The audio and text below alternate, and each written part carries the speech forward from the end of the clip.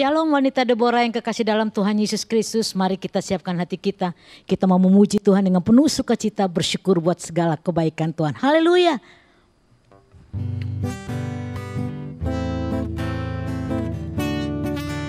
Sama-sama kita naikkan pujian ini. Hari-hari ku lalui bersama Yesus, suka duka ku jalani bersama Yesus. Persoalan pencobaan kan ku hadapi bersama Yesus, juru selamatku. Hari-hari ku lalui bersama Yesus, suka duka ku jalani bersama Yesus. Persoalan pencobaan kan ku hadapi bersama Yesus, juru selamatku. Persoalan pencobaan kan ku hadapi bersama Yesus, juru selamatku. Amin, haleluya. Mari kita siapkan hati kita untuk kita terima firman Tuhan. Haleluya. Kami menyembah Engkau ya Tuhan. Kami yakin bahwa hadirat-Mu ada bersama dengan kami. Hadirat-Mu penuh sukacita menjadi kekuatan bagi kami untuk menjalani hari-hari hidup kami. Terima kasih ya Tuhan Yesus, haleluya.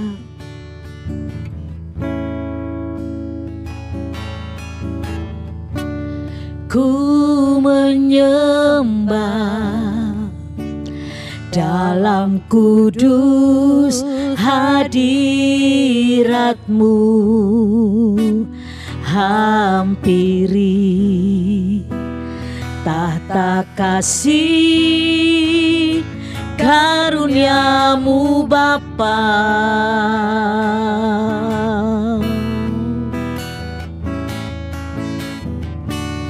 Kekuatanku hanya dalam hadirat-Mu, Yesusku. Hanya Kaulah segalanya.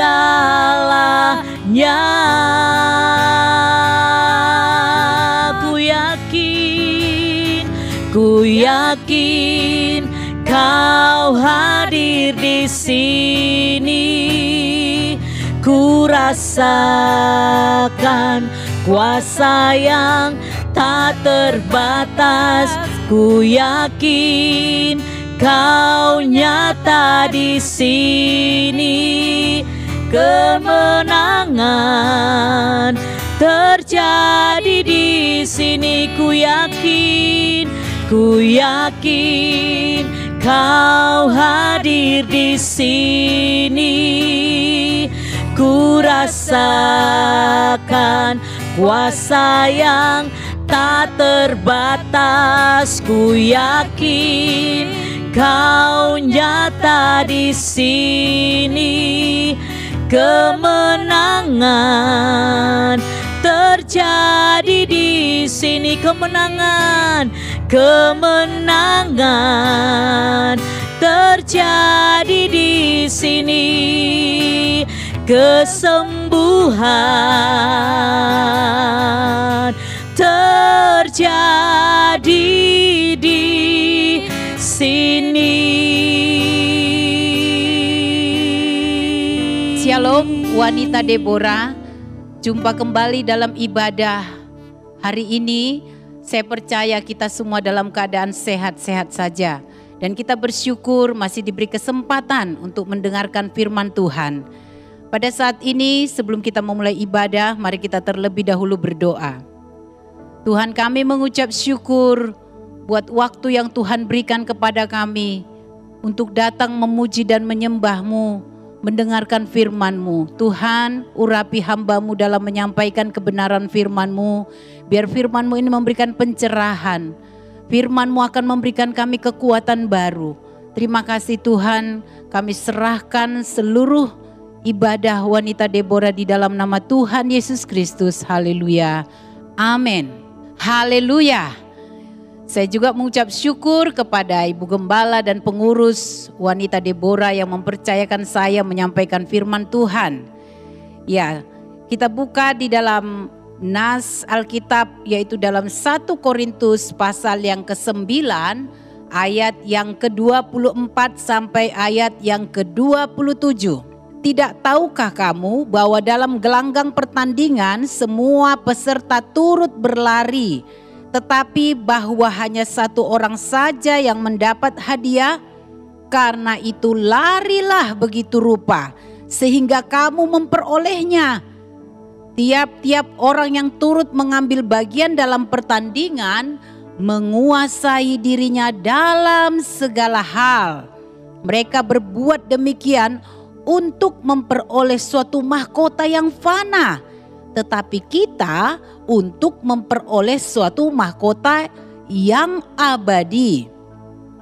Sebab itu aku tidak berlari tanpa tujuan, dan aku bukan petinju yang sembarangan saja memukul, tetapi aku melatih tubuhku dan menguasainya seluruhnya, supaya sesudah memberitakan Injil kepada orang lain, jangan aku sendiri ditolak. Amin. Nas yang saya ingin sampaikan pada saat ini yang terdapat di dalam 1 Korintus itu menceritakan tentang prinsip-prinsip daripada Paulus dalam meraih kesuksesan. Itu sebabnya tema kita saat ini adalah meraih kesuksesan. Ya, semua orang ingin sukses. Tetapi pemahaman orang tentang sukses itu juga berbeda-beda. Ada yang beranggapan kalau sukses itu adalah memiliki harta yang melimpah ruah, kemudian pendidikan yang tinggi, kemudian memiliki jabatan.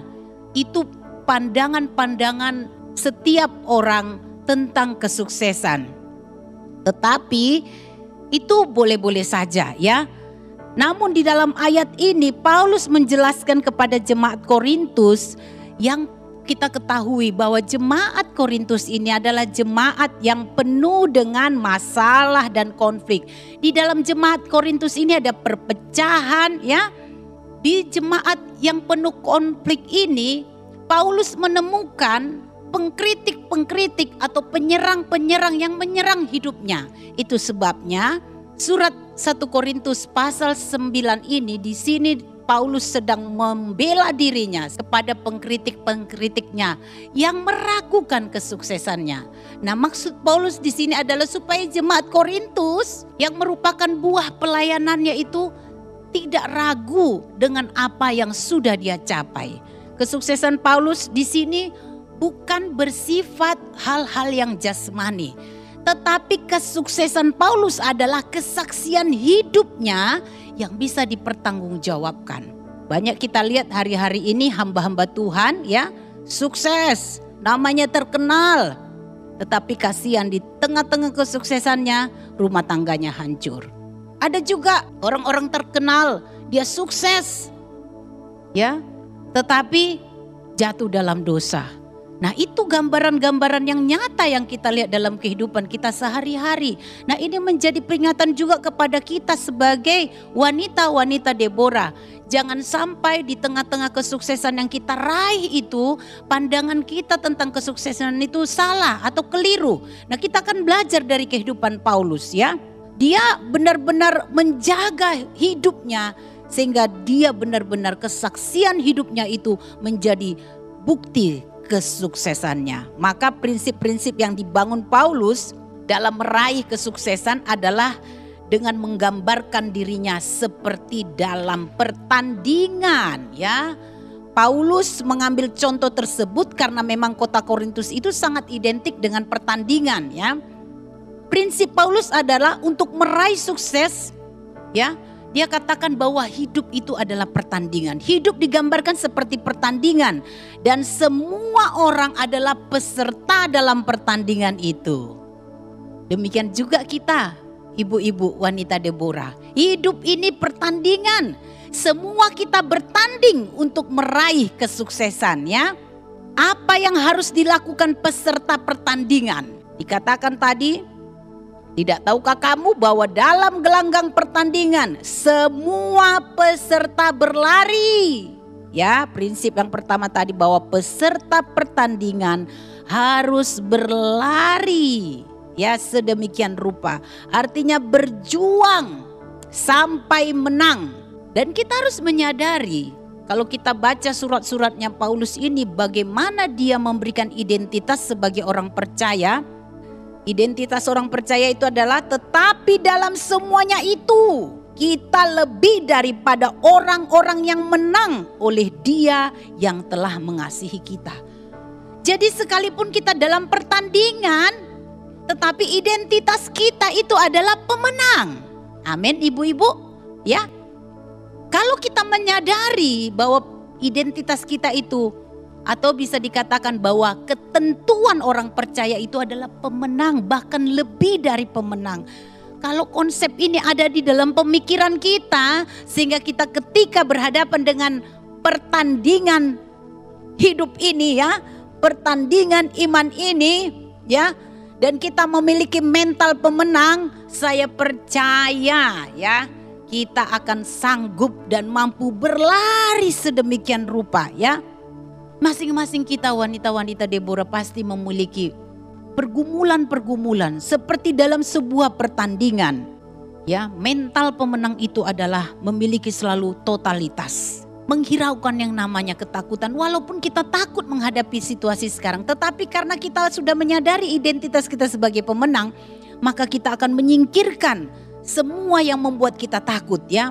Kita memiliki optimis menghadapi pertandingan hidup ini karena kita sudah ditentukan untuk menang, tetapi kita harus berjuang untuk menggapainya. Dan yang kedua, kita akan lihat bagaimana, ya, sukses menurut firman Tuhan pada saat ini.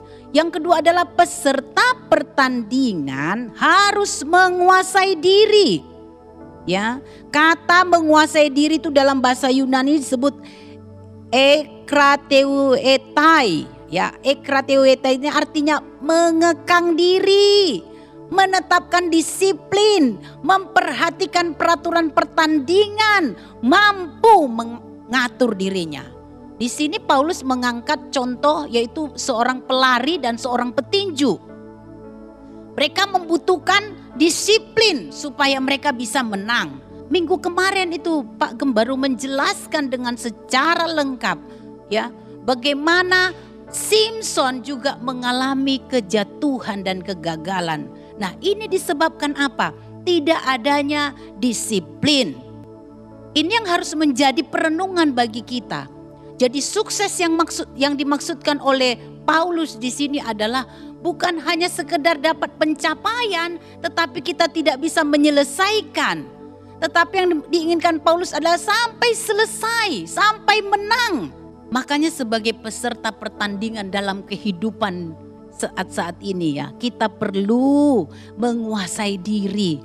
Peserta pertandingan, kalau kita ingin meraih sebuah kesuksesan, sukses mendidik anak-anak, wah itu memang dibutuhkan mental penguasaan diri, ya. Kita harus bisa mengekang diri. Nah, supaya kita bisa melakukan pengekangan diri atau pendisiplinan ini, cara satu-satunya adalah kita harus selalu membangun hubungan kita dengan Tuhan.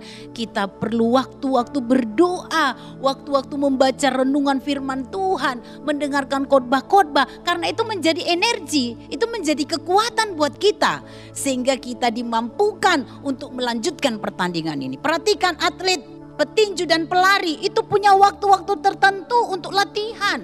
Dia harus bisa mengatur makanannya, dia harus tahu waktunya untuk istirahat, tidak latihan terus. Dengan dia memiliki disiplin diri, maka dia dimampukan kuat ya, terlatih.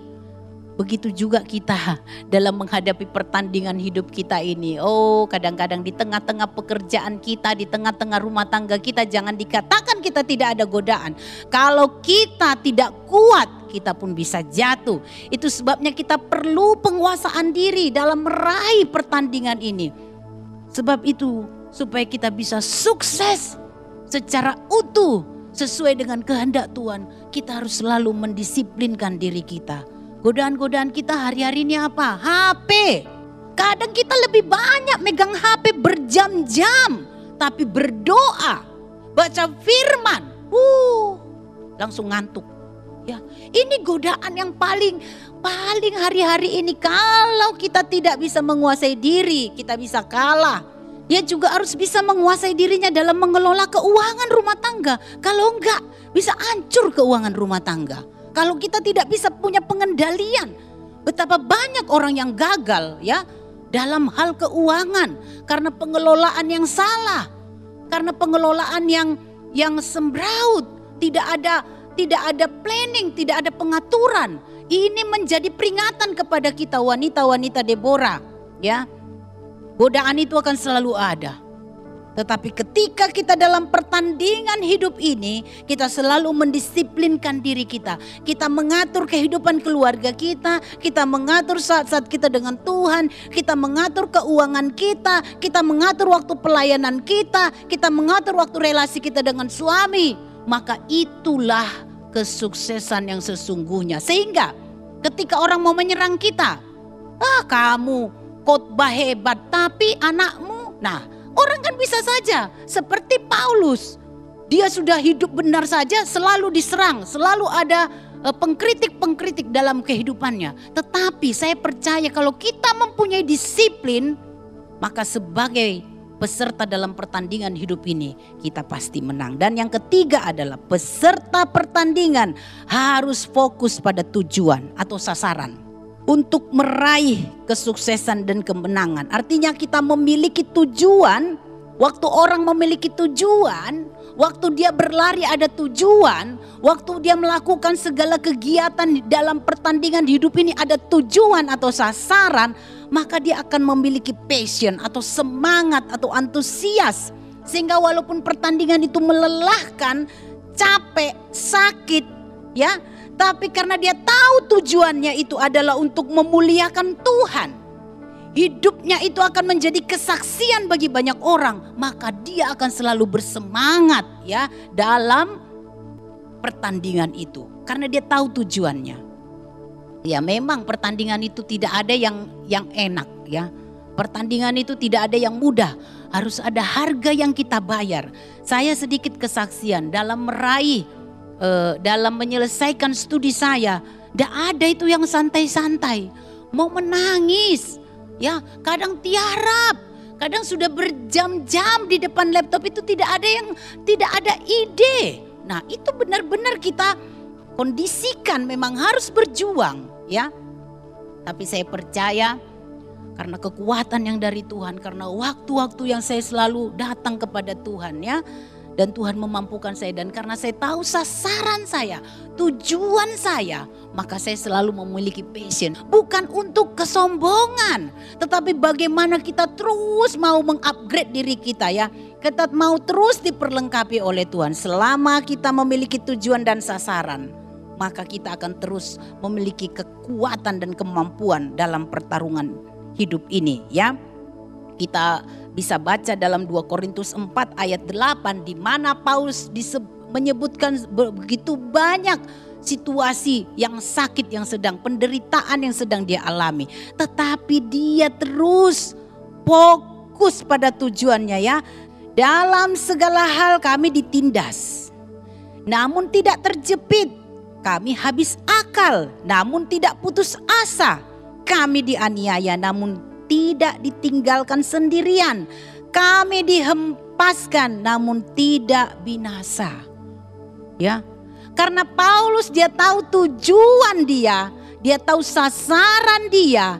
Upah yang dia kejar itu adalah kekekalan, ya. Sehingga apapun yang dialami dalam kehidupan pelayanannya atau penginjilan yang dilakukan oleh Paulus ini, dia tetap mengalami pembaharuan kekuatan yang dari Tuhan.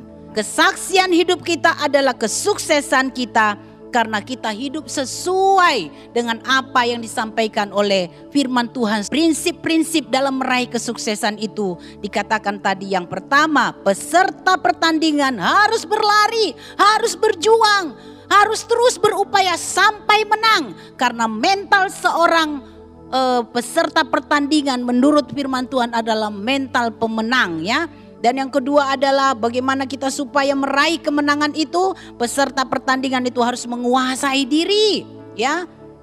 Dengan menguasai diri kita memiliki kekuatan untuk menolak semua godaan-godaan. Dan juga peserta pertandingan, yang ketiga dikatakan fokus pada tujuan atau sasaran, baik untuk hidup sekarang ini sampai hidup yang akan datang. Selamat bertanding, selamat meraih kesuksesan. Mari kita sama-sama berdoa. Terima kasih Tuhan buat firman-Mu yang memperbaharui kehidupan kami. Kalau Paulus memiliki prinsip dalam meraih kesuksesan itu seperti seorang petarung dalam pertandingan.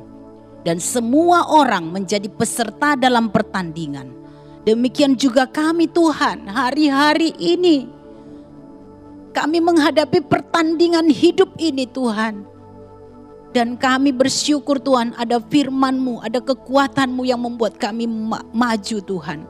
Biarlah Tuhan terus kuatkan kami, sehingga kami boleh meraih kesuksesan. Kehidupan kami, layanan kami, keluarga kami, keuangan kami, anak-anak kami menjadi bukti kesuksesan kami di dalam Tuhan. Bahkan kehidupan kekal yang sudah Tuhan sediakan itu juga, itulah yang menjadi sasaran utama kami. Sehingga kami Tuhan percaya hari ini dan seterusnya kami ada di dalam kemenangan yang sudah Tuhan tentukan bagi kami. Dalam nama Yesus kami sudah berdoa, haleluya, amin.